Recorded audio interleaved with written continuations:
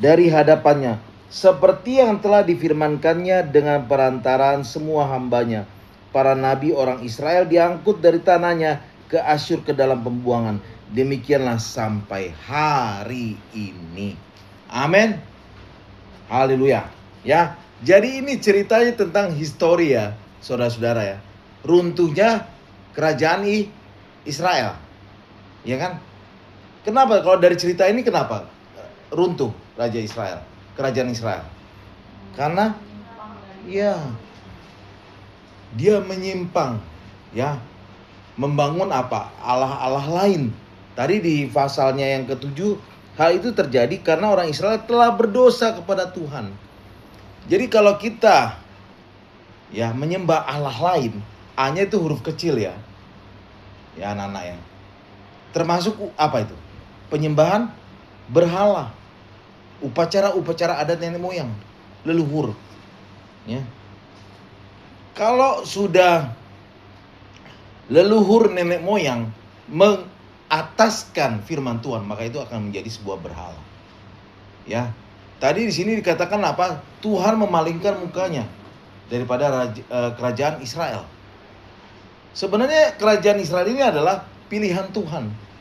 Tapi mereka tegar tengkuk tadi kan. Kita sudah tahu bahwa yang masuk ke tanah Kanaan hanya 2 orang. Yaitu siapa? Masih ingat nggak? Hah? Ayo. Iya. Hanya 2 biji. 2 biji. Makanya nggak main-main ya. Betapa ini dosa yang sangat besar. Kekejian bagi Tuhan. Makanya Papi tetap konsisten terhadap apa? Penyembahan berhala ini, upacara-upacara adat nenek moyang khususnya. Ya, nanti ini yang Papi akan bahas pada saat bulan Juli. Ya. Jadi Tuhan memalingkan mukanya, bayangkan loh. Tuhan sudah ingatkan, jangan engkau menyembah ilah lain. Tapi orang Israel tetap tegar tengkuk. Bayangkan, orang Israel tidak menghargai apa yang menjadi pemberian Tuhan. Tuhan sudah memberikan apa? Mana. Semacam roti putih ya, itu bentuk kristal ya, mana itu. Setiap pagi. Ya enggak? Karena apa? Orang Israel berkata, kami lebih baik tinggal di Mesir. Apakah engkau Musa akan membawa kami kepada kematian di padang gurun? Bayangkan itu.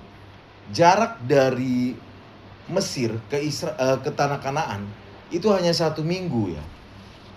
Dilihat dari peta itu sebenarnya hanya 1 minggu. Tapi mereka dibawa berputar-putar di padang gurun itu. Di tengah kekeringan begitu kan. Bayangkan padang pasir. Karena apa? Pertama dosa apa?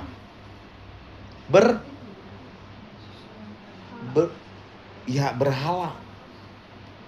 Mereka membangun apa? Lembu tuangan. Betul kan? Lembu tuangan. Sehingga Musa pun dia emosi. Saking emosinya dia pecahkan loh batu kan. Itu ceritanya. Sehingga Musa pun tidak bisa masuk ke dalam tanah Kanaan. Kalau prediksi Papi, dia salah satu juga dia apa? Diangkat ya. Seperti siapa? Elia. Ya. Nabi Elia dia diangkat Tuhan. Ya. Tadi di sini dikatakan mereka beribadah kepada berhala-berhala. Bayangkan loh ya, anak-anak. Padahal sudah diingatkan Tuhan. Mereka ke tukang tenung, berdukun, ya kan? Berbaliklah kamu daripada jalan-jalanmu yang jahat itu, dan tetaplah ikuti segala perintah dan ketetapanku. Tapi mereka tidak mau mendengarkan, anak-anak. Apa sih, ngomong apalah, bodoh amat, mungkin pikir mereka. Karena apa? Mereka ingin yang meminta yang lebih. Ya enggak? Udah dikasih mana dari surga, dikasih burung puyuh, mereka pengen minta lebih. Itulah artinya apa? Orang yang tidak mau puas dengan pemberian Tuhan. Betul gak? Yang ketiga apa? Dosa persungutan. Ini kemana? Sini dong lu sayang. Kok malah kabur? Nah, dosa persungutan.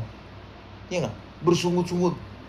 Musa, emang kita akan mati nih di padang gurun ini udah tambah bersungut, tidak memuaskan diri dengan apa yang sudah Tuhan berikan. Mereka menyembah berhala. Betul kan? Lalu apa? Hati-hati ya, di sini kita konsekuensinya apa? Sebab itu Tuhan sangat murka kepada Israel. Tuh betapa kejinya dosa berhala ini ya. Makanya hati-hati kita. Dan menjauhkan mereka dari hadapannya.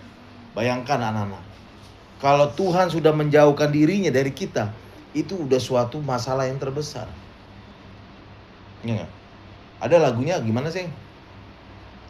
Kemanakah aku dapat pergi, ya kan? Menjauhi rohmu yang suci.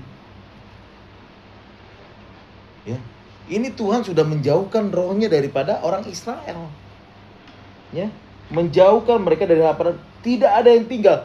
Suku Yehuda pun juga awalnya, kecuali suku Yehuda katanya, tapi suku Yehuda juga tetap tidak berpegang pada perintah Tuhan. Sami mawon.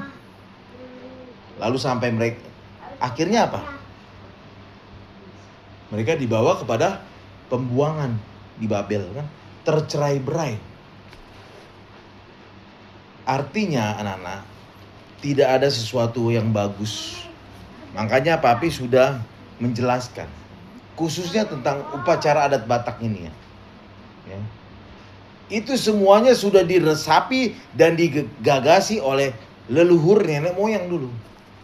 Sebelum Injil masuk ke tanah Batak, ya, itu agamanya ada berapa?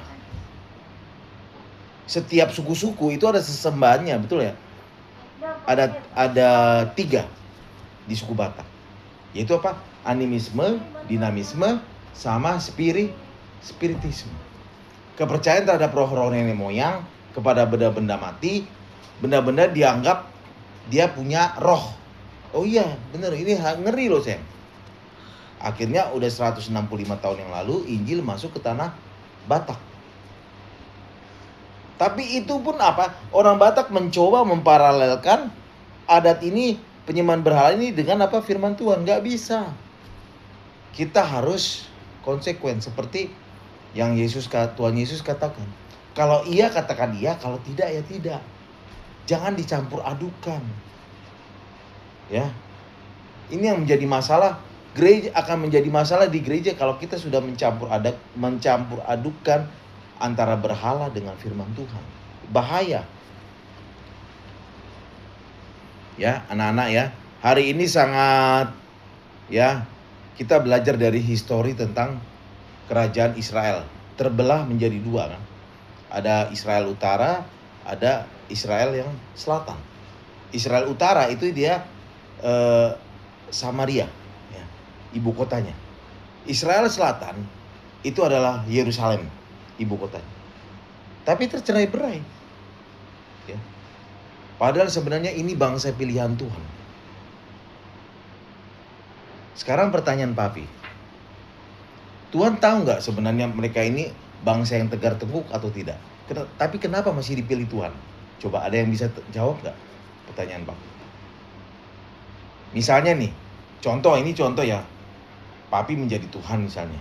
Lalu ada suatu bangsa, Papi pilih bangsa itu. Tapi bangsa itu tidak mau menghargai Papi.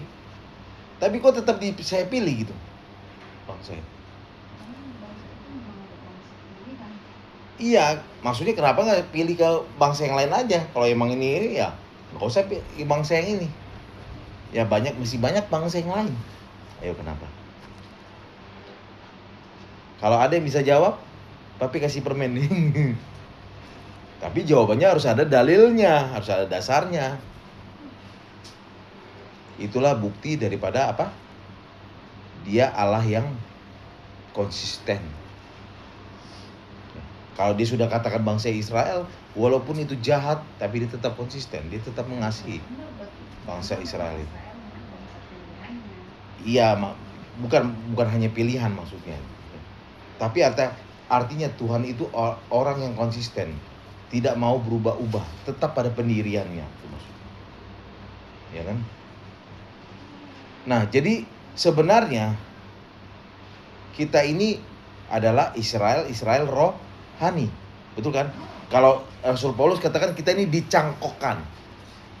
Sebenarnya yang selamat itu adalah bangsa Israel. Bangsa-bangsa lain gak ada yang selamat.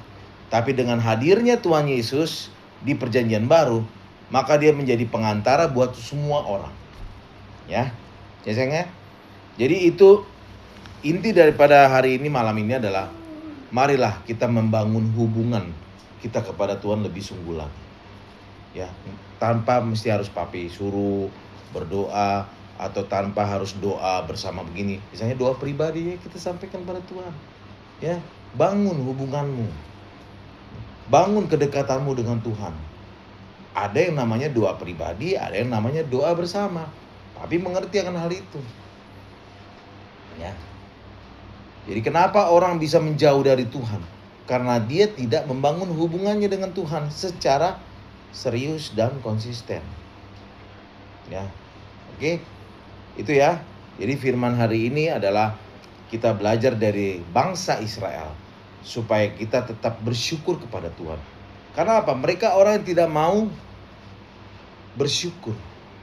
Udah dikasih mana surgawi, mana kristal putih, kayak ibarat kalau sekarang itu adalah karbohidrat. Kemudian dikasih burung puyuh, ya kan? Burung puyuh, daging, tapi tetap aja kurang. Akhirnya mereka membangun lembu tuangan, mencari allah-allah lain. Atau bisa jadi mereka ini sebenarnya ragu sama Allahnya Musa. Bisa jadi. Iya nggak? Karena hanya Musa yang bisa berhubungan dengan Tuhan, Allah Israel. Lalu orang bangsa Israel berhubungannya kepada Musa. Musa nanti yang kepada Tuhan di Gunung Sinai, betul nggak? Mungkin mereka bisa meragukan. Ini beneran nggak sih? Bener nggak sih? Apa ini si Musa cuman bohong-bohongan nih? Hati-hati ya. Kalau kita sampai meragukan Tuhan, itu juga dosa yang sangat besar. Betul nggak? Sampai Musa sebenarnya dari awal tidak mau. Tuhan, cari dong aja yang lain. Aku nggak gampang ngomong, aku nggak petah lidah katanya. Aku ini a u u a a u u a a u u a a. Tapi apa Tuhan bilang kepada Musa? Apa yang kau ada pada tanganmu itu? Tongkat. Itu yang akan digunakan Tuhan untuk memimpin bangsa yang besar. Tahu nggak kalian waktu keluar dari Mesir itu ada berapa? Sekitar berapa orang? Ada yang tahu nggak bangsa itu? Hah? Bukan lagi ribuan sayang. Hampir 2 juta orang.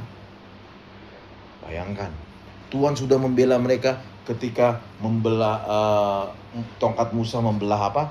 Laut Kolsom, ya nggak? Laut Teberau, apalagi batu menjadi air. Tuhan sudah memelihara. Tapi memang kalau orang-orang yang tidak tahu diri itu memang luar biasa, itu dosa juga. Dosa yang tidak tahu diri itu dosa juga. Hati-hati kita. Makanya kita harus benar-benar semakin menghargai anugerah Tuhan. Ya. Tapi kembali lagi dengan ya yang bau satu lagi itu. Karena apa? Dia bermain-main di dalam Tuhan. Menganggap semua agama itu sama. Menganggap semua itu tidak ada gunanya. Padahal itu ada gunanya. Karena apa? Terlalu pintar. Katanya sih dia lebih pintar. Karena saking pintarnya lah makanya dia ngaco, ya kan? Iya dong. Oke, kita akui dia S2 Master Hukum, tapi untuk apa semuanya itu? Nggak ada gunanya. Kalau tidak bertekuk lutut di hadapan Tuhan di atas Alkitab ini, nonsense, nggak ada gunanya. It's nothing. Ya, semua harus bertekuk lutut sayang di Alkitab ini. Alkitab ini ada 66 buku. Sudah semua di sini. Jangan dilebihi, jangan dikurangi. Keselamatan hanya ada dalam Yesus, titik. Ya, nabi, rasul, ya, pemuka agama tidak bisa menyelamatkan kita. Harus yang dari surga itu sendiri turun, itu yang bisa membawa kita ke surga juga. Karena hanya dia yang mati buat kita, betul nggak? Yang lain semua pemuka agama, pendeta, rasul, ya, kiai, apapun semua, nggak ada yang mau mati buat manusia, nggak ada. Hanya Yesus. Ya. Karena dalam kisah para Rasul 4 ayat 12 berkata apa? Dan keselamatan tidak ada di dalam siapapun juga. Sebab di bawah kolong langit ini tidak ada nama lain yang diberikan kepada manusia yang olehnya kita dapat diselamatkan. Termasuk Bang Mamat, Bang Mimit, Bang Mumut, semua nggak ada. Siddhartha Gautama nggak ada. Ya. Menuju kesempurnaan nggak bisa. Kita nggak bisa menuju kesempurnaan. No. Emang ada orang yang bisa sempurna? Hah? Seperti ajaran agama sebelah itu. Ya, menuju kesempurnaan, menuju nirwana, nggak bisa. Ya. Tapi tahu semua tentang sejarah-sejarah agama, semua tahu. Tapi sebenarnya kekristenan, Yesus bukan hanya membawa sekedar agama. Tapi apa? Kerajaan Allah. Malah ada pengajaran sekarang. Ya, di media sosial lebih lucu lagi.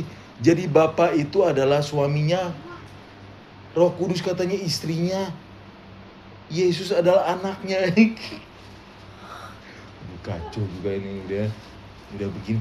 Tahu nggak? Ada pengajaran gitu, pernah dengar nggak?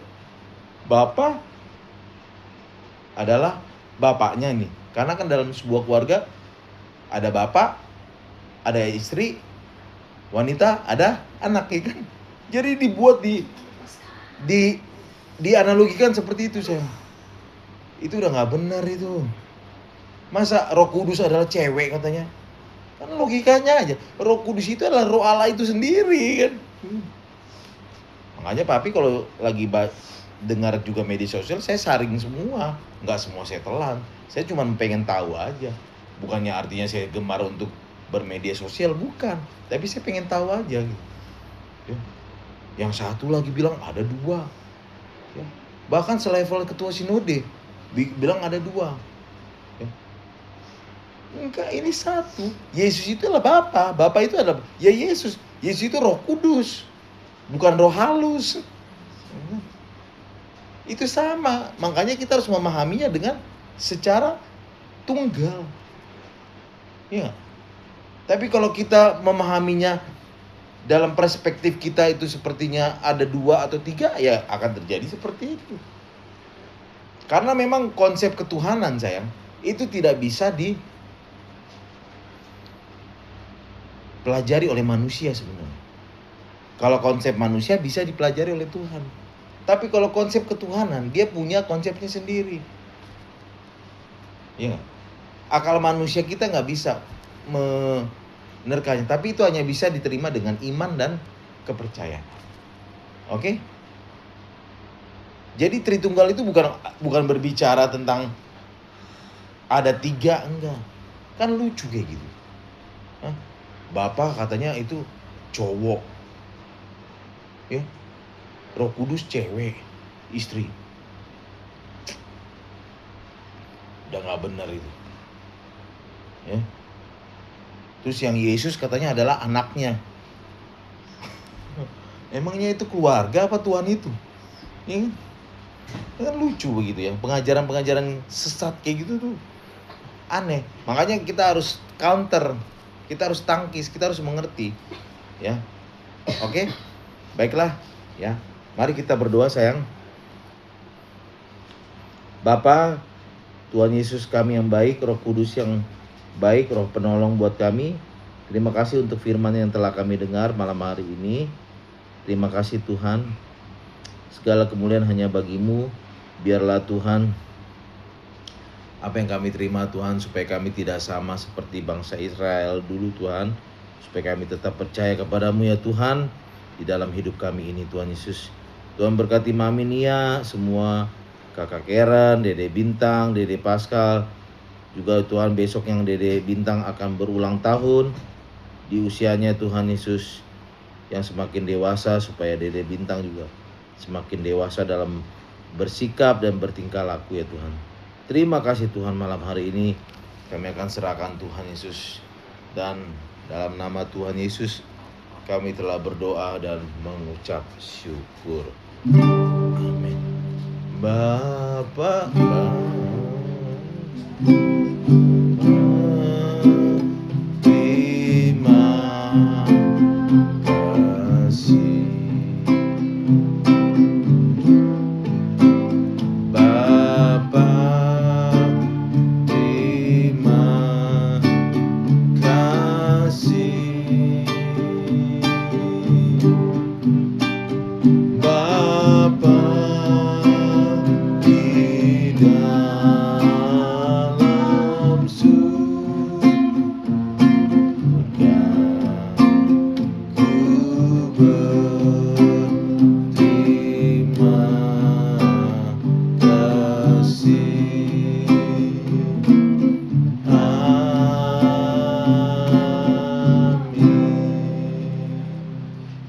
kasih Tuhan untuk firman-Mu Tuhan. Biarlah kami berjalan sesuai dengan firman-Mu Tuhan. Dalam nama Tuhan Yesus kami telah berdoa. Amin. Kita salam. Selamat ulang tahun ya sayang ya. Menjelang ulang tahun ya. Jadi Pascal,